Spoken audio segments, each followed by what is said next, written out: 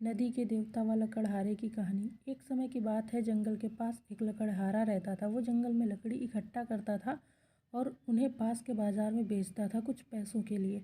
एक दिन की बात है, वो एक पेड़ काट रहा था, तभी गलती से उसकी कुल्हाड़ी पास की एक नदी में गिर गई। नदी बहुत ज़्यादा ही गहरी थी और वास्तव में तेज़ी से बह रही थी। उसने बहुत प्रयत्न किया अपने कुल्हाड़ी को खोजने की, लेकिन उसे वो वहाँ नहीं मिली। अब उसे लगा कि उसने कुल्हाड़ी खो दी है। वहीं दुखी होकर वो नदी के किनारे बैठकर रोने लगा। उसके रोने की आवाज़ सुनकर नदी के भगवान उठे और उस लकड़हारे से पूछा कि क्या हुआ। लकड़हारे ने उन्हें अपनी दुखद कहानी बताई। नदी के भगवान को उस लकड़हारे के ऊपर दया आई और वो उसकी मेहनत और सच्चाई देखकर उसकी मदद करने की पेशकश की।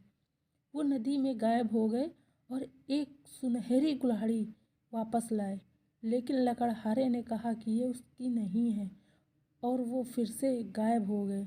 और अब की बार उन्होंने चांदी की कुल्हाड़ी लेकर वापस आए, लेकिन इस बार भी लकड़हारे ने कहा कि ये कुल्हाड़ी भी उसकी नहीं है। अब नदी के भगवान पानी में फिर से गायब हो गए और अब की बार वो एक लोहे की कुल्हाड़ी के साथ वापस आ गए। लकड़ी का कुल्हाड़ी देखकर लकड़हारा मुस्कुराया और कहा, यह उसकी कुल्हाड़ी है। नदी के भगवान ने लकड़हारे की ईमानदारी से प्रभावित होकर उसे सोने और चांदी की दोनों कुल्हाड़ियाँ भेंट की। इसीलिए साथियों कहते हैं कि हमें लालच नहीं करना चाहिए, क्योंकि ईमानदारी का फल हमेशा ही मीठा होता है।